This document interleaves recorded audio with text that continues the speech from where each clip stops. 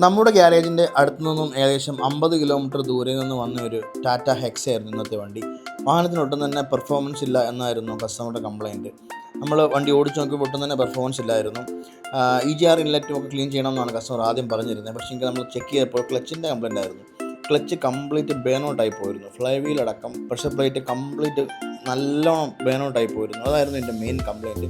84,000 kilometre അധികമായിരുന്നു ഈ വാഹനം ഓടിച്ചിട്ട്. ഫസ്റ്റ് ടൈമാണ് ക്ലച്ച് റീപ്ലേസ് ചെയ്യുന്നത്. നമ്മൾ ഒറിജിനൽ പാർട്സ് തന്നെ ഇട്ടു. നമ്മൾ പുതിയ പാർട്സിൻ്റെ വീഡിയോ എടുക്കാൻ ഞാൻ പറ്റിയില്ല, എനിക്ക് അന്ന് സമയം കിട്ടിയില്ല. സോ ഇത് ഇതിൻ്റെ പഴയ പാർട്സാണ്. അപ്പം നമ്മൾ പുതിയ ക്ലച്ച് ഇട്ടിട്ടുണ്ട്. അങ്ങനെ നമ്മൾ ക്ലച്ചിൻ്റെ പണി കംപ്ലീറ്റ് ചെയ്തു. ഒറിജിനൽ പാർട്സ് തന്നെയാണ് ഇട്ടേക്കുന്നത്. ഇപ്പോൾ നമ്മൾ വാഹനം ഓടിച്ച് നോക്കി, പണിയെല്ലാം കഴിഞ്ഞ ശേഷം നമ്മൾ വാഹനം ഓടിച്ച് നോക്കി. അപ്പോൾ നല്ല പെർഫോമൻസ് ഉണ്ട്. കസ്റ്റമർ പറഞ്ഞിരുന്നു EGR ഇൻലെറ്റ് എല്ലാം ക്ലീൻ ചെയ്യണം, അതുകൊണ്ടായിരിക്കും പെർഫോമൻസ് ഇല്ലാത്തതെന്നായിരുന്നു.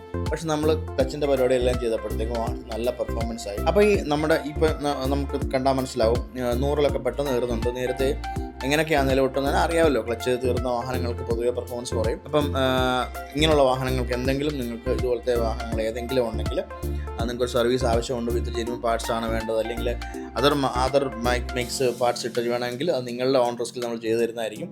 അപ്പം ഏത് വാഹനമായെങ്കിലും ശരി നിങ്ങൾക്ക് ഞങ്ങളെ കോൺടാക്ട് ചെയ്യാം. സ്ഥലം പത്തനംതിട്ടയിലാണ്. Thank you.